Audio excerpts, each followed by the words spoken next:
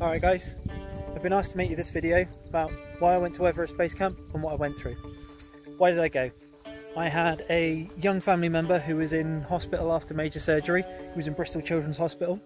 My cousin was looking after him for several days and I went in to go and visit the pair of them. Took my cousin out to give her a couple of minutes break, went down, had a coffee. In the foyer there was a poster advertising raising money for the hospital. And there's a picture of Everest Base Camp on it.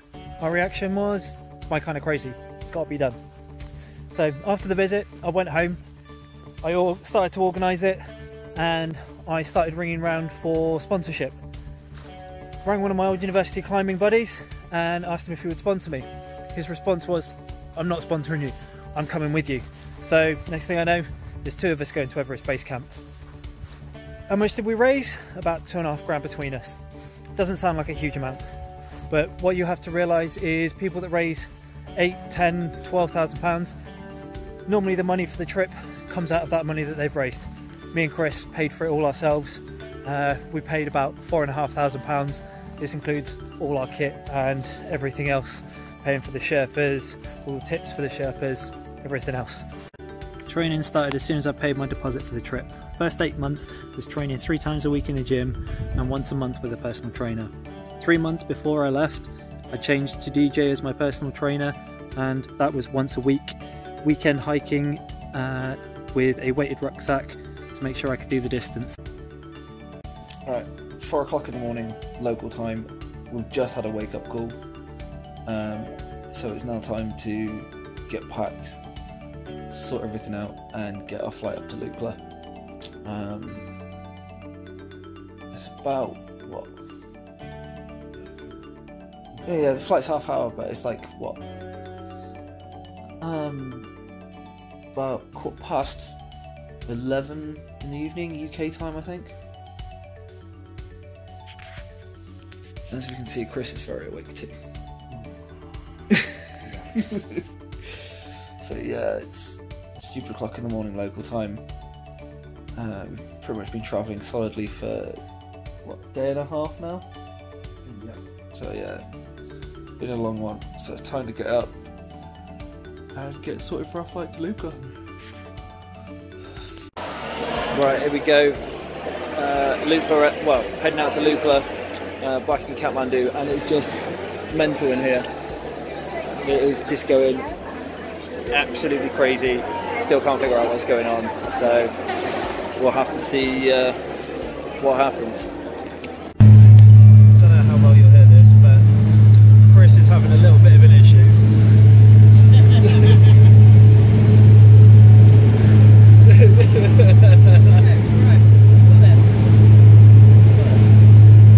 To be honest, I'm surprised he's not holding a hand already.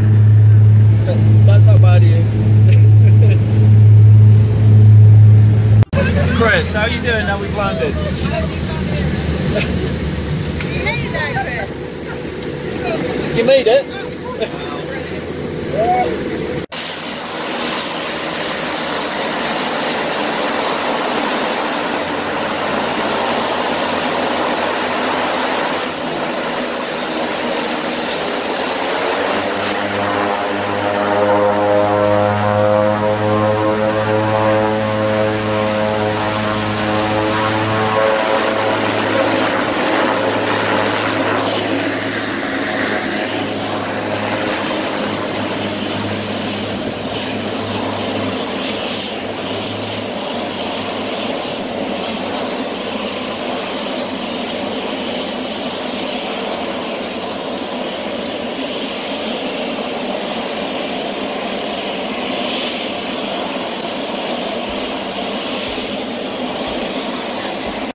I had some custom kit made for me by a good friend.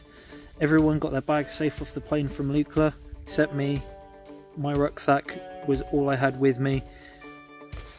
Right, a couple of hours in and just been told that they finally found my bag, because we were a couple of bags overweight, and they came in on a separate plane, but they finally found it, so I've got my sleeping bag for tonight.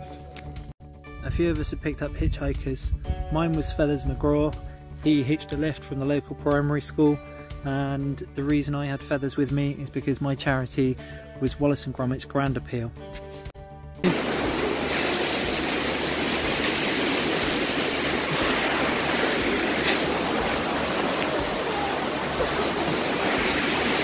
Although Chris is my old university kayaking and climbing buddy, he's scared of heights and he's scared of flying, but I think he's over that after flying into Lukla. And getting up to the big bridges, everybody's kind of taking a selfie moment, and I know some people are particularly worried about these. There's a bit of a long drop under them, so I'll have to see how they go, because I know Chris is getting better with the bridges, the others are getting used to it, but this one's got a long drop on it. Entering Sagarmatha National Park, through the checkpoints, past the highest Irish bar in the world, carrying on through to Namche Bazaar, seen by night, and then seeing the sunrise over the mountains.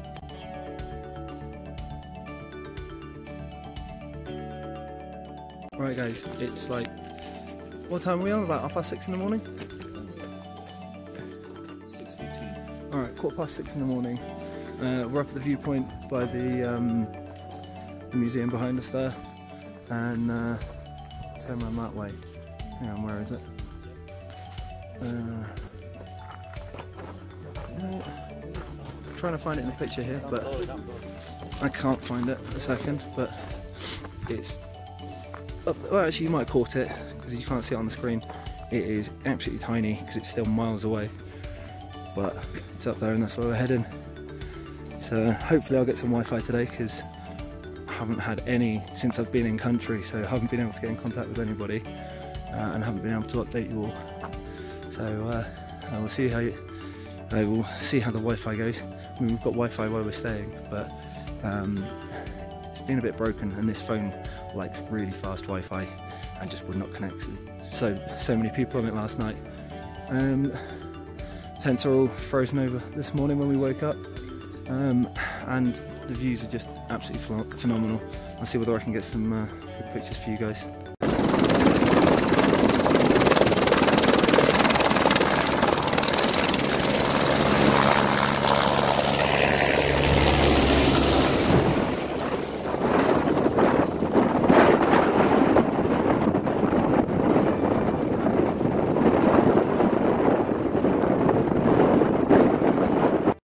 Some rich tourists chose to be lazy and fly into the Everest View Hotel.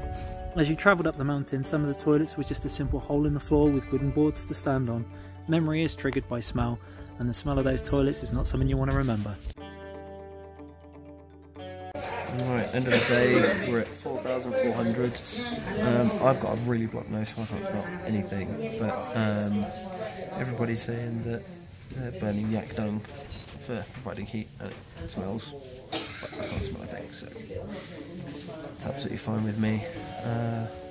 Just hope that my nose and my ears clear out tomorrow. My nose is really sore. So tomorrow we're supposed to be going up to 4,790 metres, I think. So we're getting very close to the 5,000 metre mark. It's just an acclimatisation day tomorrow, so we're going to be spending 2 nights here. Tents all set up, nice and cosy, but it's cold already. The wind up here is cold. And trust me not to press the record button. Yeah, up here, 3,800 metres according to the sign up there. We're heading down for camp tonight, about a 15-minute walk down. We've got our first frozen white stuff falling out of the sky. We're up at the monastery. We've been in to the monastery, but we can't take pictures or videos inside the monastery. There's a rather surreal experience going in and seeing them there chanting and blowing horns and ringing bells. But I just hope my chest will sort itself out in the next couple of days before we hit base camp. Alright.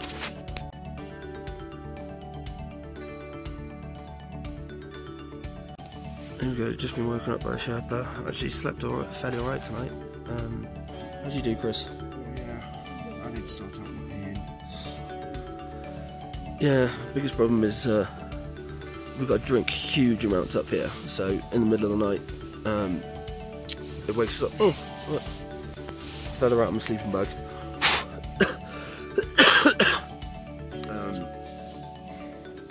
yeah, it's morning coffee time. It's what, like 6 o'clock in the morning, so we're going to get started pretty soon. At least the walk is fairly flat this morning. Hasn't been too bad. My chest hasn't been too bad because of it, but I've had to resort to sticking some headphones in to kind of keep it going a little bit. But the area where we are at the moment is just a huge flat area surrounded by the mountains. It's pretty epic. We're at near on 4,500 metres again. So yeah, it's working out pretty well. I felt really rough last night. Still got a stinking cold. It's about 6 o'clock in the morning. I had a pretty restless night. I mean, it's due to the altitude and the cold, but this is how we get woken up every morning. If you have a look around, we're at the Sherpa, waking everybody up, bringing them a cup of tea, and then later on, what I'll do is I'll bring us a bowl of hot water for having a quick wash up in the morning, keep ourselves clean so we're not too stinky. Although a lot of us have resorted to a good old Geordie bath with baby wipes, which has been pretty good. Alright, see you later. It's a bit of a sharp reminder. We've just lost one of the girls to the altitude. We've been trying to sort with the Sherpa so she can get her bag and she can get down the mountain, because her kit's already ahead of us, like the rest of our kit. So yeah, it's a sharp reminder that you can catch anyone at any time. All our kit was carried on the back of a yak or a chopki. A chopki is a half breed between a yak and a cow. Okay, we have now arrived at La Bouche, 5,030 metres. See? La Bouche, 5,030 metres. This is the highest that me and Chris here have ever managed to get to so far. And elevation above here to base camp is what sort of height, Chris? About 500-600 metres. 5,383. Got less. We got less than 400 metres to go until we hit base camp, but it's going to be cold. Yeah, the temperature here at the moment has dropped. We are in the shade. I mean, if you look around us, you can see we are just surrounded by peaks of ice and snow, and it's just going to drop off the peaks.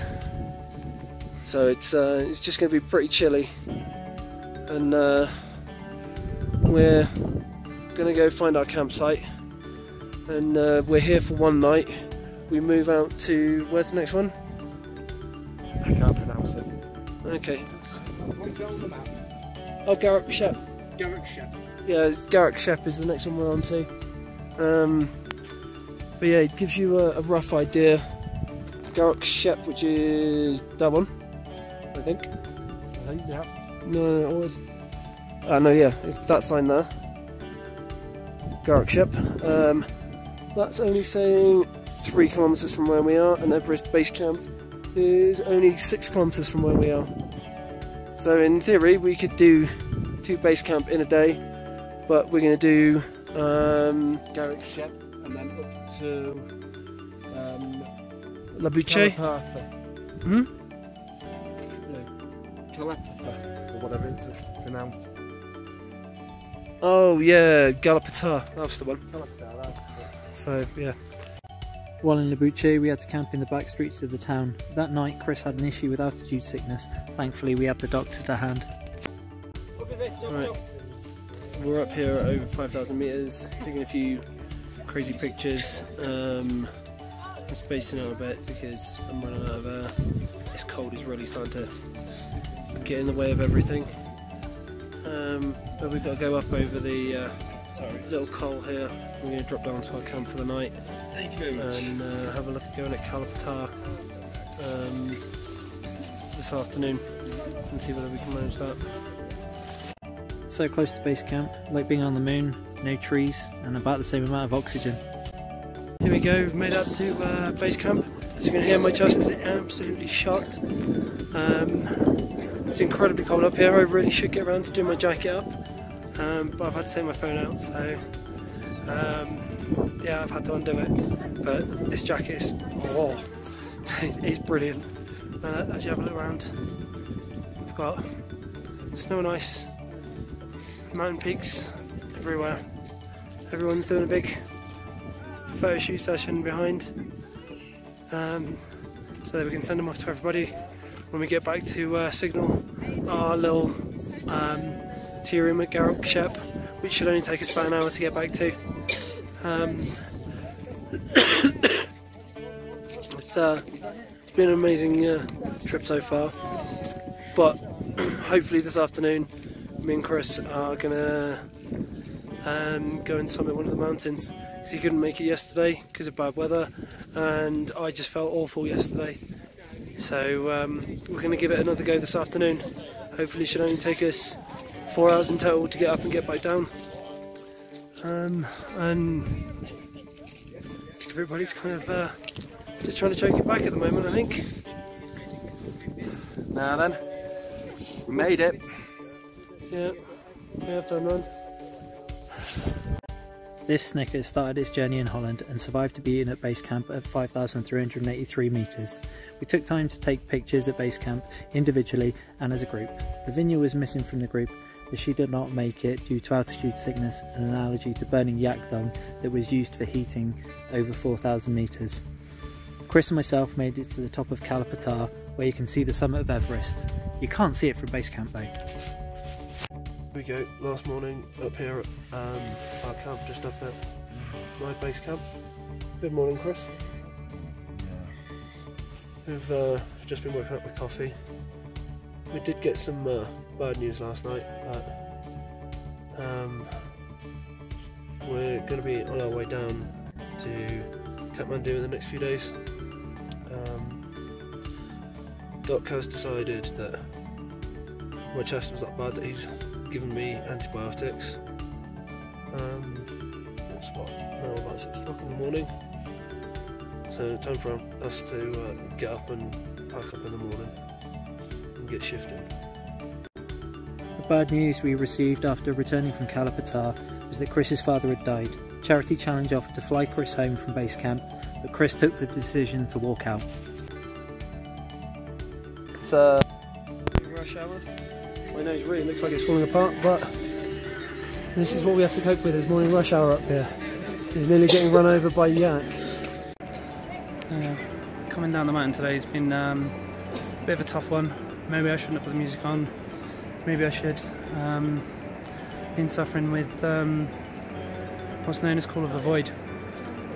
Still on top of a bridge, and it's that feeling like you want to jump, see what happens. Some people interpret this as a fear of heights, but it's not. It is technically known as Call of the Void. You get it on the train platform. Train comes along and is wanting to see what it feels like to jump in front of that train. Or in this case, I'm stood kind of right here, and you can see that there's a big long drop down there, and it's controlling that feeling like you want to jump and see what happens. It's been an interesting one today. I haven't dealt with it in a few years. I used to get at uni when we were climbing. Still on top of the yep. Yeah, no, that's fair enough. I can completely understand that. And if you didn't catch that on film, well, I'm stood here talking to you all. The horse that's been helping bring one of the girls down had in a bucket of water or food, not quite sure, just lifts up its tail and drops a big one. So there are some funny upsides to what's going on at the moment.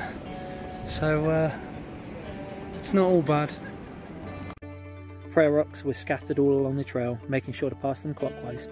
All the tops of the mountain were covered in Nepalese prayer flags. On the left is our expedition doctor. This was his holiday from being a GP. On the right is John, our British expedition leader. And then this is Kamal. He was our Nepalese expedition leader. I left him in charge of Chris one evening, and you'll see what happened. Here we are, sat about an hour and a half away from Lukla, and we are still giving Chris a lot of stick about possibly ending up with a Nepalese wife last night. Bridesmaids. Yeah, bridesmaids. Maid of honour, actually. So yeah. Mrs. Robinson, to you, Mrs. Robinson. Jesus loves you more than you can know. Chris, as you should, hang your head in shame.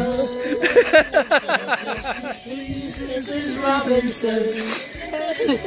I don't think the boy could cope at the moment. He is genuinely hanging his head in shame. I mean, look at this one, Chris. Smile for the camera.